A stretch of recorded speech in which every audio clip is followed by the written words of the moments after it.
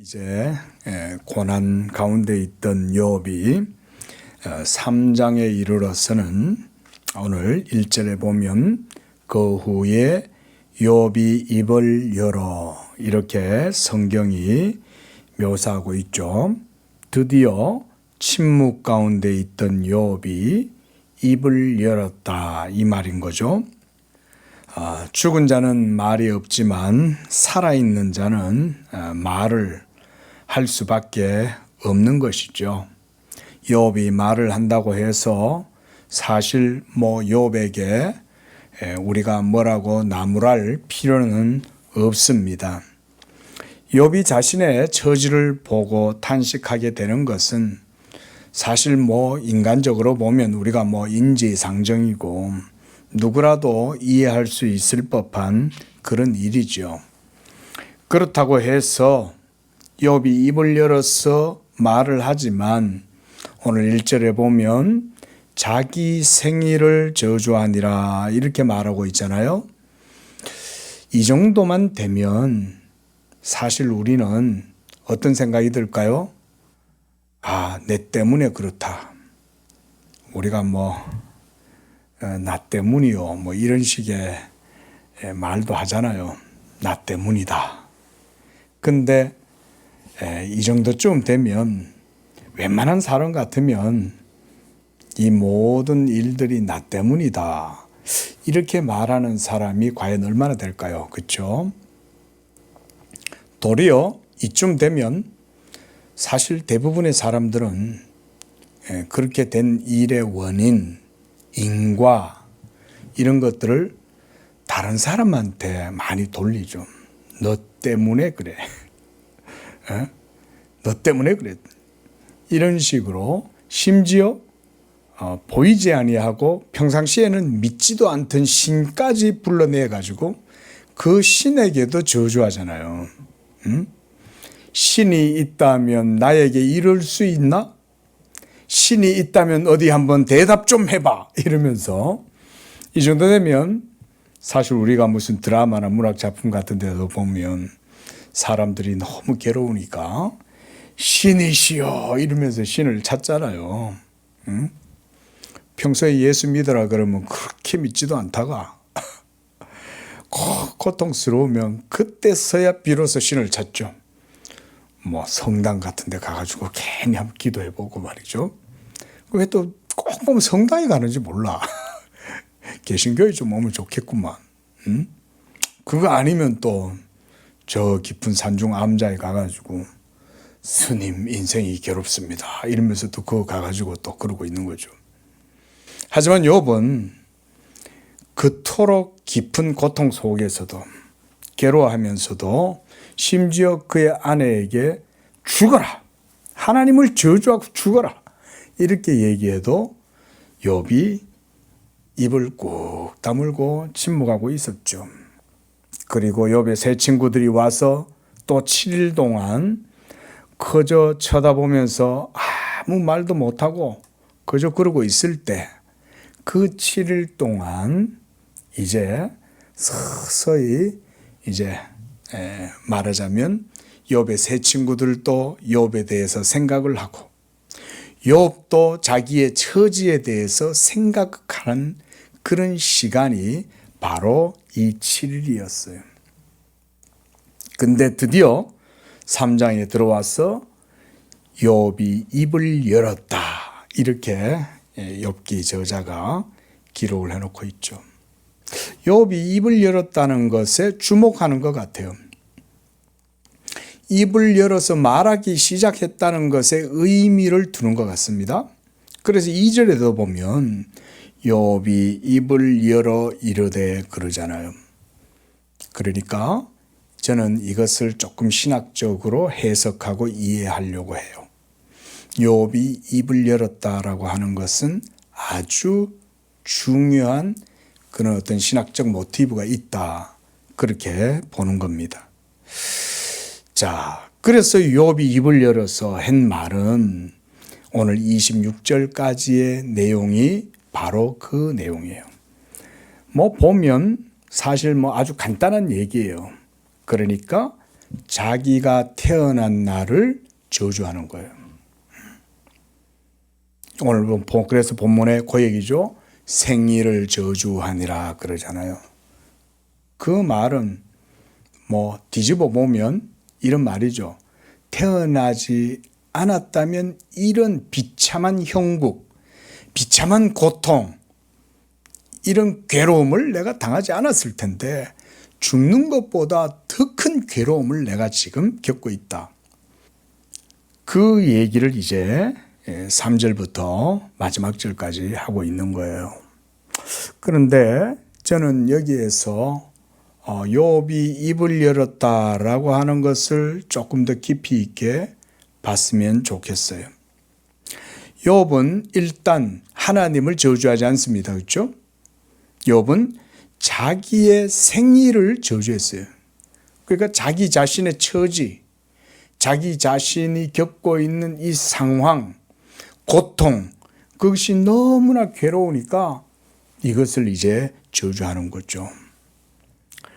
문제는 이 욥의 탄식을 그 앞에 앉아가지고 이렇게 아무 말 없이 바라만 보고 있던 세 친구들도 바라보기 시작했다는 겁니다.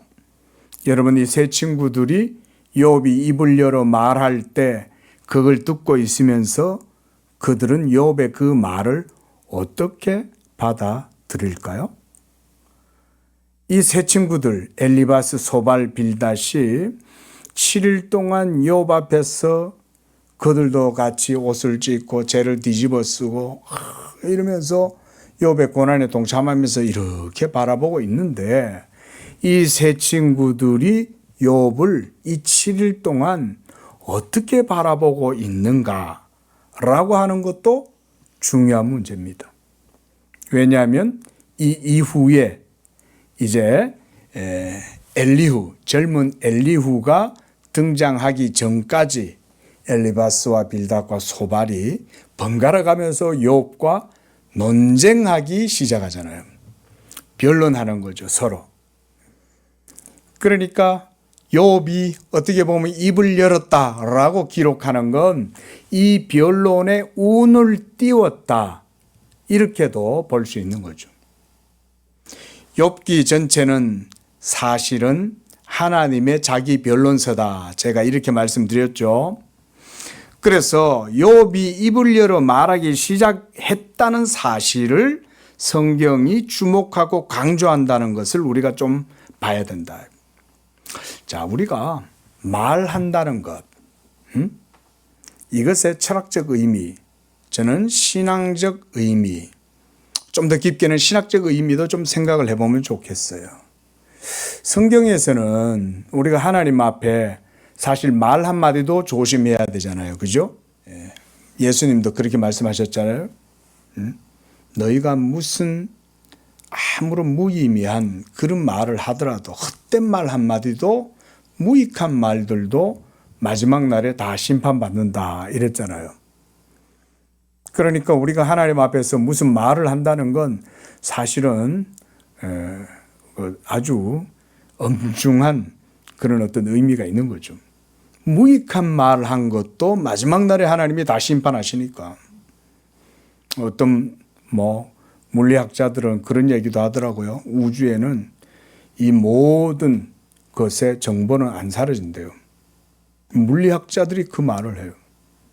그러니까 정보가 안 사라진다는 말은 우리가 어떤 말을 하고 그 말에 의해서 어떤 일들이 이루어지잖아요. 그죠?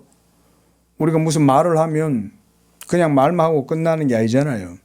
그렇게 한 말은 우리가 오죽하면 남말은 새가 듣고 반말은 쥐가 듣는다, 그런 말도 있듯이 이 말한다는 것은 굉장히 중요한 의미가 있다는 거예요. 하지만 사람이 말을 한다고 해서 오늘 본문에 욥이 자기의 생일을 저주하고 토로하고 탄식한다고 해서 사실 어떤 답을 얻을 수는 없습니다. 그렇죠? 그게 우리의 인생의 실존이에요. 내가 갑자기 시한부 인생이 됐어요. 그래서 이제 나한테 남은 날이 6개월밖에 안 남았어. 3개월밖에 안 남았어. 그때 그 엄청난 시련과 고통 앞에서 우리가 할 수 있는 것은 뭘까요? 사실 아무것도 할 말이 없죠. 솔직히. 그저 연명치료하고 항암 투병하고 뭐 이런 정도 하다가 그냥 그러다가 사라지는 거죠. 그게 우리 말하자면 우리의 육체적인 인생의 뭐 일반적인 그런 삶이잖아요. 병 걸리면 그 어떤 의학도 고칠 수 없는 불치병들 어쩔 수가 없죠. 욥이 말한다고 해서 답을 얻을 수 없다는 것도 바로 그런 겁니다. 하지만 그래도 인간은 말해야 하죠.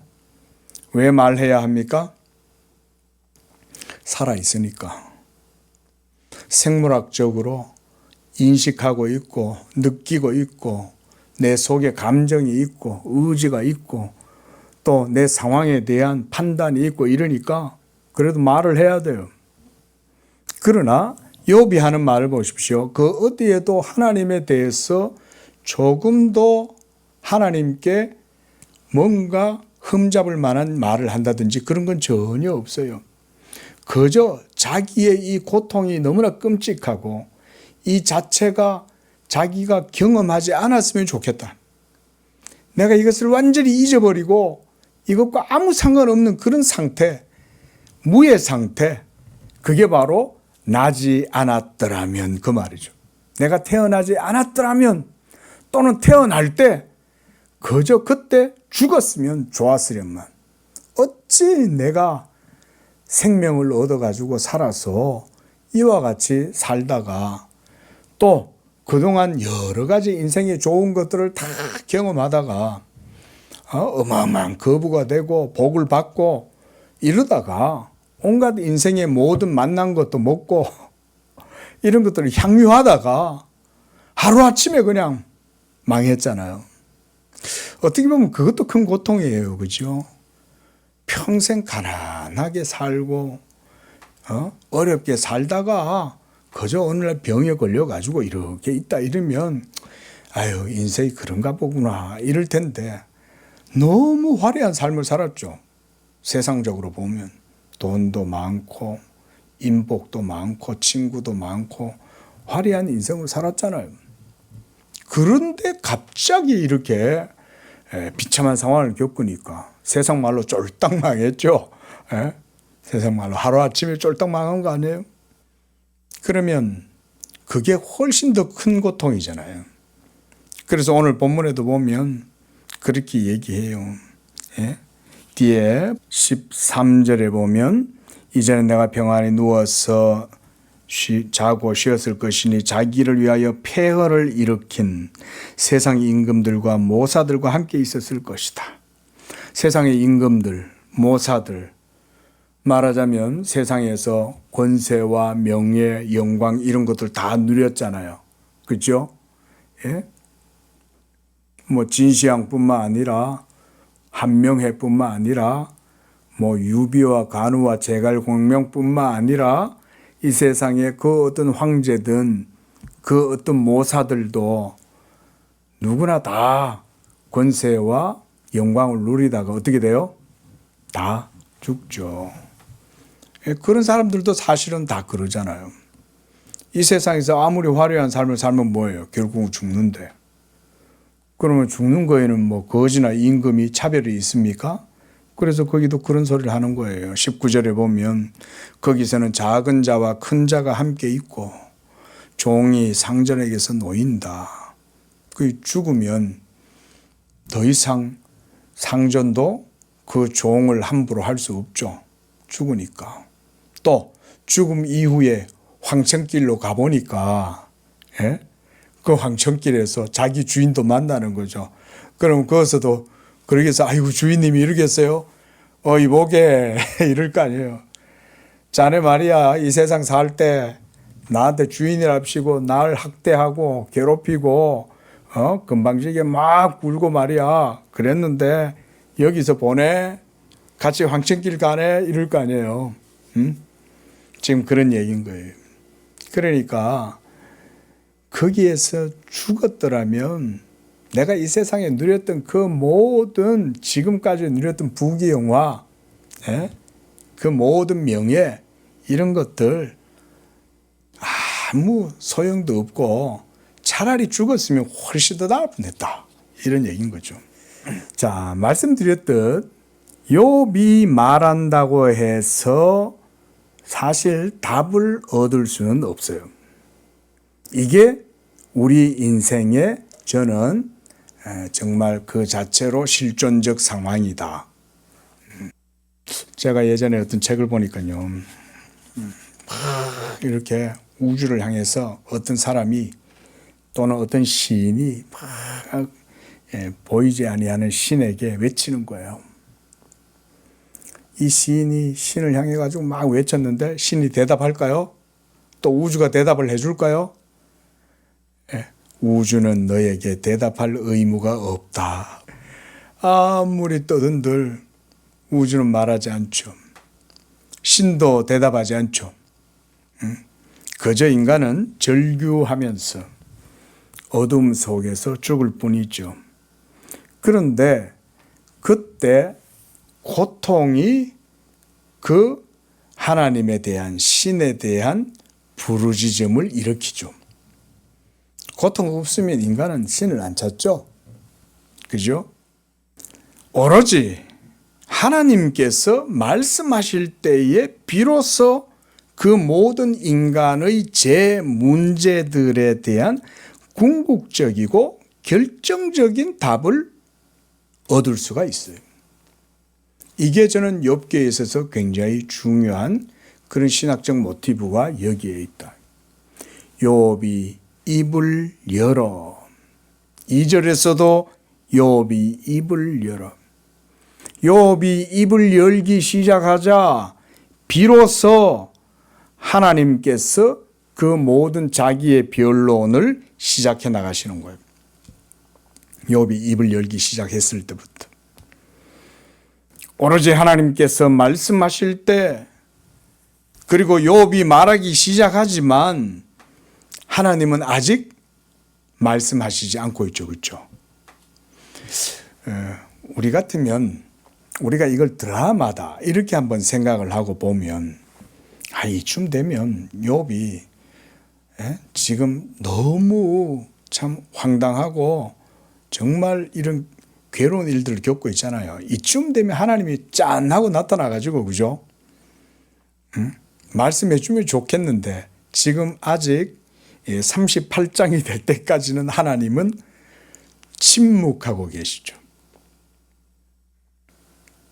욥기를 그렇게 보면 하나님은 아직 말씀하시지 않고 욥이 말하기를 기다리고 계신다. 이렇게도 볼 수 있어요. 또 욥의 세 친구들이 말하는 것까지 하나님은 다 지켜보고 계시는 거예요. 엘리바스가 말하고 소발이 말하고 빌닷이 말할 때 욥이 그들의 하는 말에 대해서 이제 계속 반론을 하는 거죠. 그리고 그런 대화의 과정들, 입을 열어서 말하는 그 과정 속에 하나님의 보이지 아니하는 자기 변론이 계속해서 우리가 텐션을 유지한다. 좀 적절한 표현인지 모르겠지만 계속 그 배후에 하나님의 뜻이 계속 이루어져 가고 있는 거예요. 그리고 결국 마지막에는 하나님께서 말씀하시죠. 38장 되면 짜잔 이러면서 이제 하나님께서 나타나셔서 드디어 이제는 여호와께서 입을 열어 이렇게 되시는 거죠. 그래서 우리가 오늘 보았던 이 3장의 내용에서 이 욥의 신앙이 무너지지 않았다는 사실을 우리가 좀 봐야 됩니다. 그렇죠? 여기서 욥이 하나님을 저주하는 게 아니잖아요.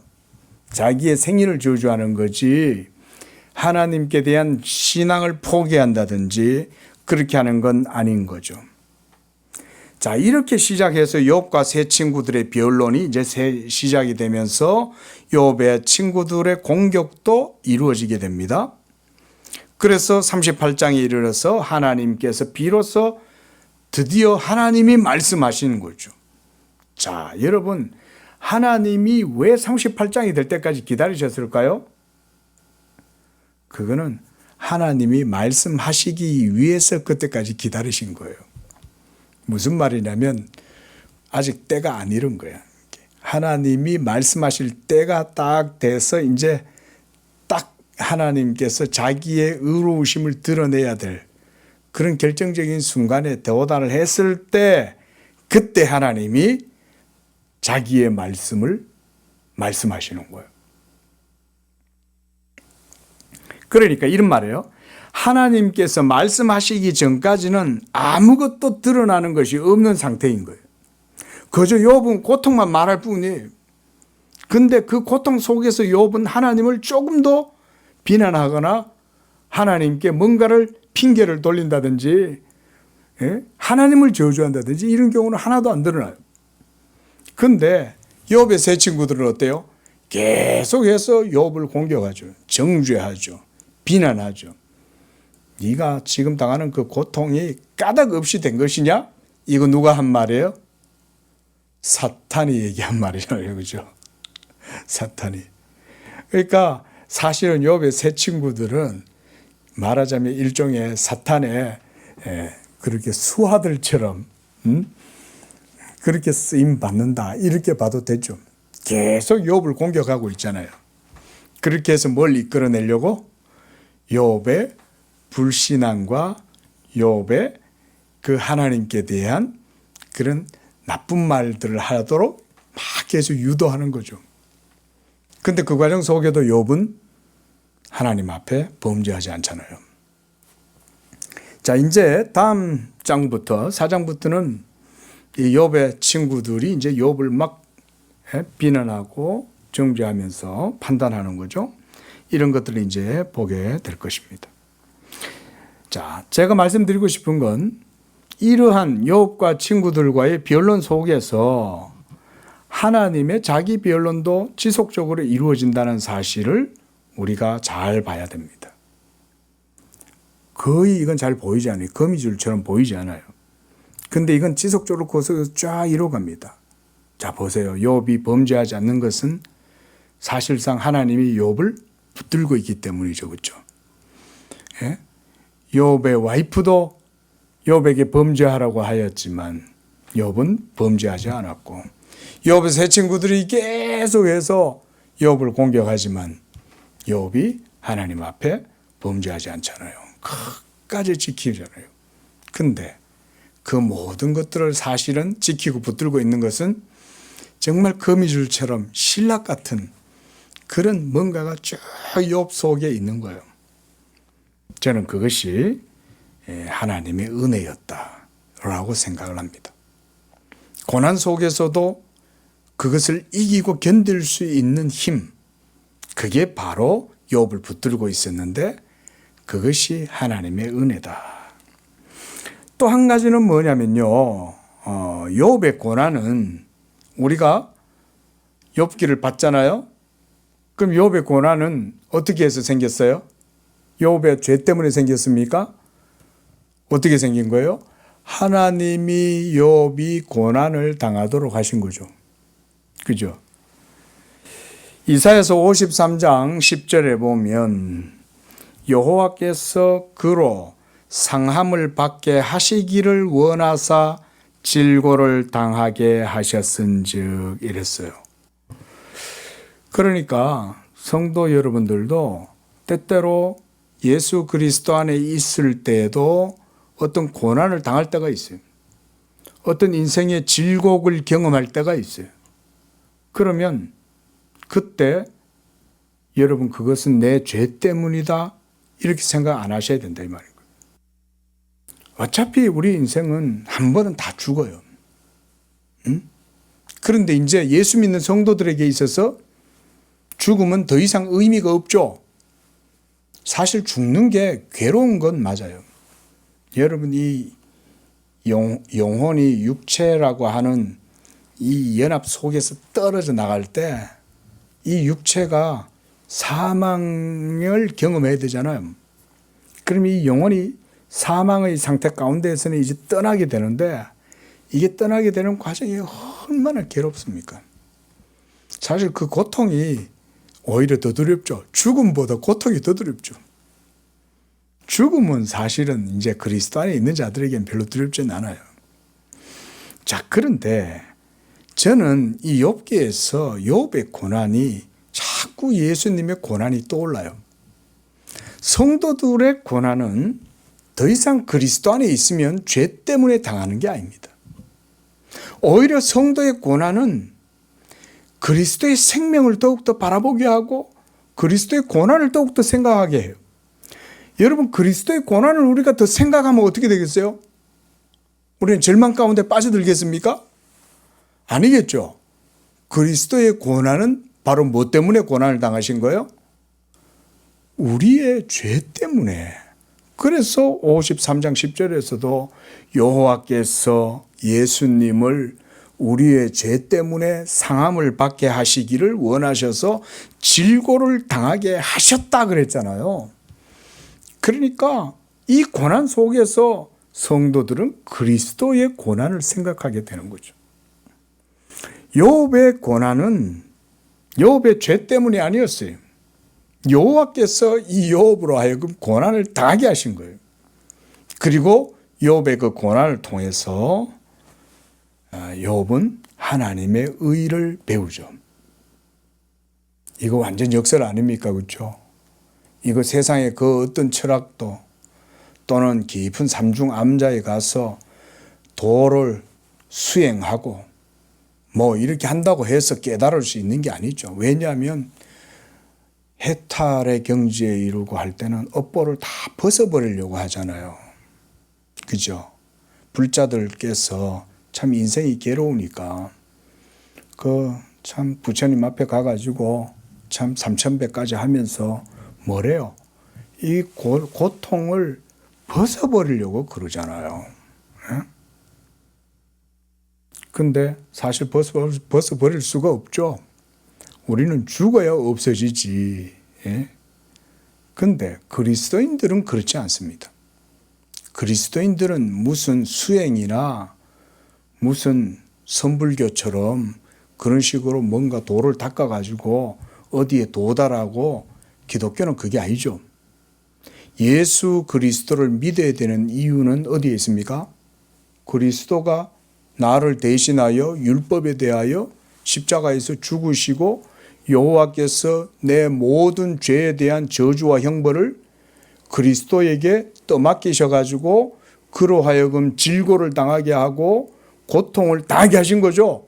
이걸 하나님이 기뻐하신 거죠. 그렇게 하기를.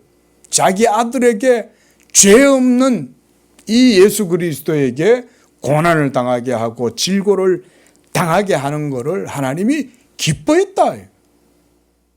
왜 하나님이 자기 아들 그리스도가 고난당하는 걸 하나님이 기뻐하셨을까요? 뭐 때문에? 여러분의 죄가 그리스도의 고난을 통해서 모두 속전을 얻기 때문에요. 그래서 기뻐하신 거죠, 하나님이. 그러니까 여러분에 대한 사랑이 더 크기 때문에 하나님은 자기의 아들로 하여금 고난을 당하게 하고 질고를 경험하게 하셨다는 거죠. 저는 욥기 속에 이런 깊은 숨겨진 의미가 있다라고 개인적으로 그렇게 해석을 해요. 비록 욥이 그리스도를 예표하는 인물이다. 저는 그렇게까지 해석하지 않지만 욥의 고난을 성도의 고난이라고 오히려 보고 싶어요. 예수 그리스도를 믿는 모든 성도들도 욥과 같이 고난당할 수 있습니다. 심지어 죽음도 당할 수 있죠. 그러나 더 이상 그런 고난과 죽음조차도 성도들은 그 모든 고난을 그리스도에게로 다 환원시키죠. 저는 그걸 통해서 하나님의 영광이 나타난다고 봐요. 이건 정말 깊은 역설이죠. 아이러니죠. 아니 어떻게 성도의 고난이 하나님께 영광이 될까? 이거는 그 누구도 이해하기가 쉽지 않아요. 오로지 그리스도 예수 안에서 십자가의 고난을, 그리스도의 고난을 맛보고 그 고난이 내게 약이 되고 생명이 되고 치유가 되었다는 걸 경험하는 자만이 이 고난을 즐거이 받아들일 수 있다.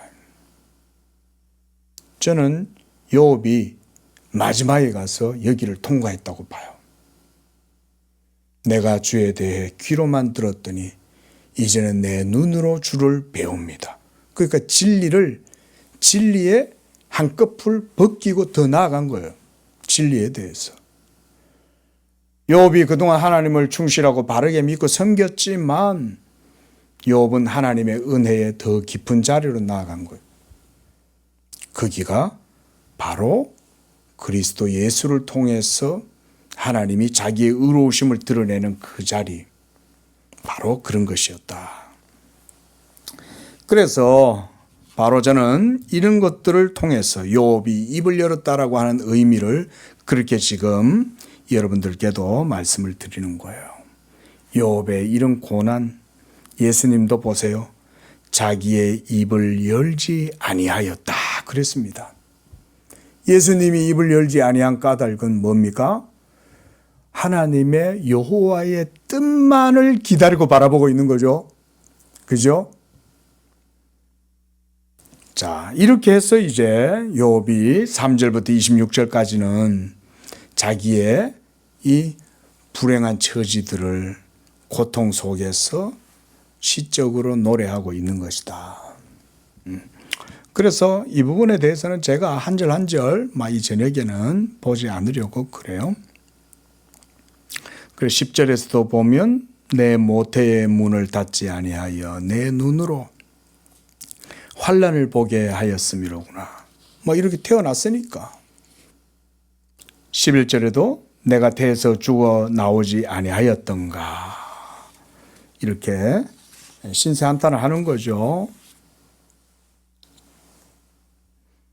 또 20절에 어찌하여 고난당하는 자에게 빛을 주셨고 마음이 아픈 자에게 생명을 주셨는가. 그러니까 이게 고통스러우면 요즘 안락사 이런 거 있잖아요. 우리나라는 안락사가 법으로 정해지지 않아서 그것은 불법이죠. 근데 이제 스위스나 이런 데 가면 안락사를 이제 법적으로 이렇게 허용해서 이렇게 기독교 생명윤리 이런 쪽에서는 이제 반대를 하잖아요. 그건 자살이다. 그건 살인이다. 근데 이 참 투병을 하는 저도 부모님들이 다 이제 병으로 돌아가셨지만 가족이 투병하면요 옆에 돌보는 가족들이 더 힘들어요. 저도 막 헛소리 듣고 막 이렇게 그 어머니 병간호 하는데 그 기간 1년도 안 돼요. 6개월도 안 돼요. 근데도 정말 지금도 그때가 선명하게 떠오를 만큼 괴로워요. 너무 힘듭니다. 죽어가는 사람을 옆에서 가족으로 같이 보고 있다는 건 더군다나 그게 혈육이면 더 힘들어요. 아픈 본인도 굉장히 괴롭지만 옆에서 지켜보고 간호하고 돌보는 가족들도 사실은 만만치 않습니다. 그래서 집에 환자가 하나 있으면 집에 가족들 전체가 다 병들어 있는 거나 마찬가지죠, 사실. 근데 이런 고난, 고통을 보지 않고 죽음의 상태에 있다면 그래서 죽고 싶은 거죠. 그래서 이제 안락사를 하고 싶은 거예요. 내가 죽어버리면 이 고통 더 이상 하지 않을 텐데. 하지만 여러분, 예수 안 믿고 죽으면 어떻게 돼요? 그 자체로 하나님의 둘째 사망이 기다리고 있어요. 이 예수 안 믿는 분들이 그걸 몰라서 쉽게 그렇게 죽는 것을 결정하는데 여러분 그렇지 않습니다. 그래서 우리 기독교는 아무리 고통스러워도 그러면 그때 예수를 믿으라고요. 그래서 고통 속에서도 예수를 믿고 그래서 죄 사함을 받고 예수의 이름으로 세례를 받으면